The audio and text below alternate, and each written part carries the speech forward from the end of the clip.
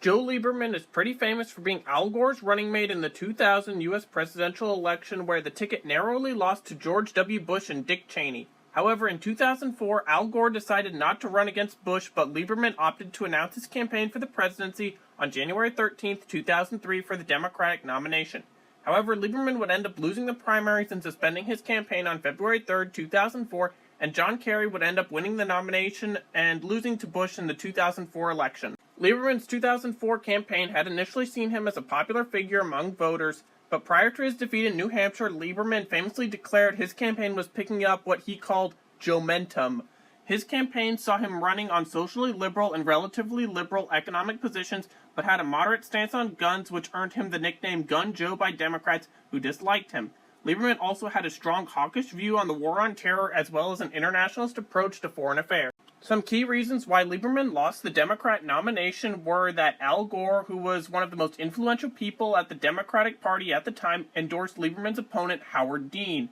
Additionally, Lieberman completely deflated the liberal base on the Democratic Party when it came to the Iraq War, which he was strongly in favor of supporting. Lieberman also failed to win any of the primaries, as his campaign started strong but went downhill fast in the campaign trail. But what if, in an alternate timeline, Joe Lieberman was able to win the Democratic nomination for the 2004 U.S. presidential election and went on to win the White House?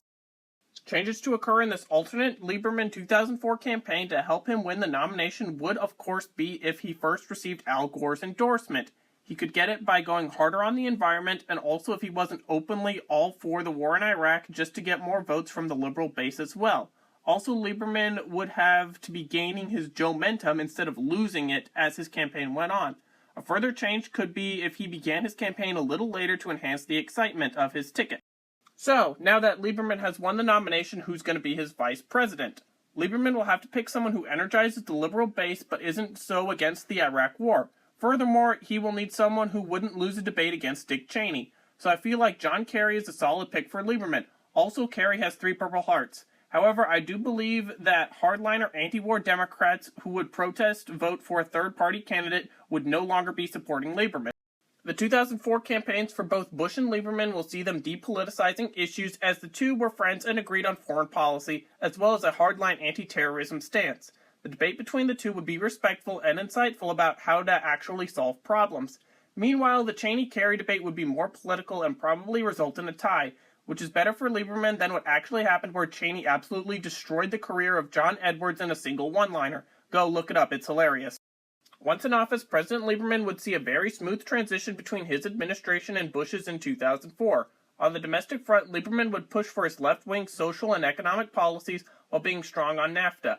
However, he would also push for significant bipartisanship, as in our timeline, he was kicked out of the Democratic Party in 2006 and was constantly re-elected as an independent for having his own views and being too bipartisan. Before shifting to the war on terror, I'm going to discuss international affairs from 2004 to 2008 that Lieberman would face. President Lieberman would be handling the later stages of the color revolution, such as the Orange Revolution in Ukraine and the Tulip Revolution in 2005, which took part in Kyrgyzstan. I feel like NATO and Russia in this timeline would still go down the exact same path as it did in our timeline, so no changes will occur there. The difference might be that U.S. support for pro-democracy groups might be reduced with Bush as the lame duck president, and Congress refuses to send aid in November and December of 2004 to places like Ukraine. President Lieberman would be a strong war on terror hawk. Starting with the war in Afghanistan, I believe that Lieberman does pretty similar policies to Bush in this alternate timeline. However, Lieberman would have Republicans strongly supporting his actions for escalating the conflict against the Taliban, and Democrats in general would be questioning yet supporting his policies as well. His presidency would also see the 2005 Taliban resurgence and the 2006 to 2007 escalation period.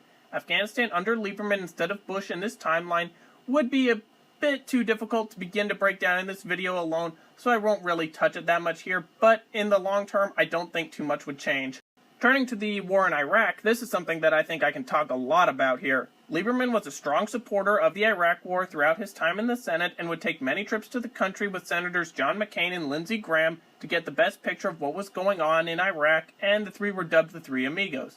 Anyway, in 2005, Lieberman expressed to Democrats the need to support Bush in the war on terror in our timeline as a means of ending the war as fast as possible with a victory, which brings me to my next point, Democrat support for Lieberman on Iraq. In our timeline, there were three different types of politicians on the Iraq War. Those who wanted an immediate withdrawal from Iraq, those who wanted to continue the existing course of gradual withdrawal, and those who advocated for a troop surge to end the Iraqi civil war as well as the violence. Lieberman fell into this third camp while most Democrats tended to fall into the first two camps. Lieberman, being a Democrat president, would have an interesting relationship with Democrats in Congress. On the one hand, some Democrats might be more supportive of Lieberman's policies on the Iraq War just to end it, but on the other hand, many Democrats liked Lieberman only for his domestic policies and absolutely would hate his foreign policy. However, Lieberman would have likely replaced Donald Rumsfeld as Secretary of Defense after being elected due to the Abu Ghraib torture incident, where a lot of people requested Rumsfeld's resignation from late 2004 and onward. Lieberman would likely then replace Rumsfeld with his former primary challenger, Wesley Clark, as Secretary of Defense, who would differ from Rumsfeld's light military footprint policy, which occurred from 2004 to 2006 and was not really that great. Clark had served in the Vietnam War and had an extensive military career. Even at one point in 1999, Clark almost started World War III at the Pristina airport against the Russians. Anyway, Clark would likely be more supportive of Lieberman's policies to end the Iraq War as fast as possible through force against terrorist and insurgent groups.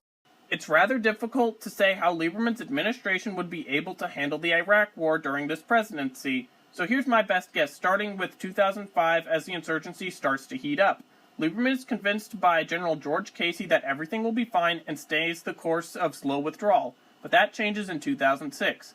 A civil war would engulf Iraq, just like in our timeline, which saw mass ethnic cleansing between Shia and Sunni groups during that period of 2006 to 2008, and I don't see that changing compared to in our timeline. Now the real question comes, does Lieberman enact the surge? On the one hand, he strongly supported it in our timeline, but Democrats and a good bit of Republicans in Congress strongly opposed it.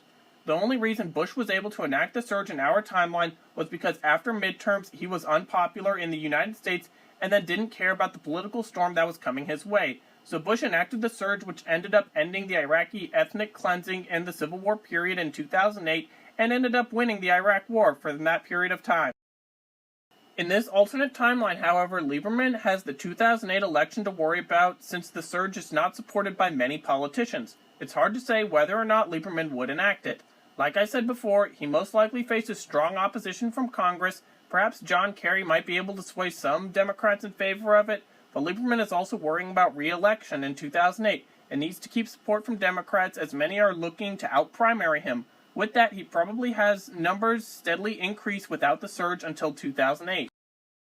With that, I'd say that once the Great Recession hits, Lieberman knows he's not going to be re-elected and launches the troop surge. Ethnic cleansing in Iraq has occurred for another year compared to our timeline, and the Sunni awakening had already occurred with former insurgents reconciling with the U.S. against al-Qaeda in Iraq. In our timeline, the surge and the awakening occurred at the same time and ensured a massive boost for coalition forces against radical insurgents and terrorists. And in this alternate timeline, things are going to be a lot messier with the surge happening a year later.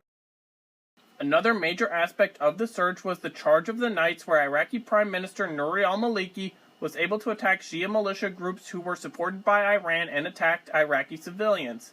This happened in our timeline partially due to strong arming of al-Maliki by David Petraeus and the Bush administration, where they basically told him that once Bush was gone, the U.S. wouldn't be able to support him in Iraq nearly as much as the Prime Minister had got his crap together in 2008.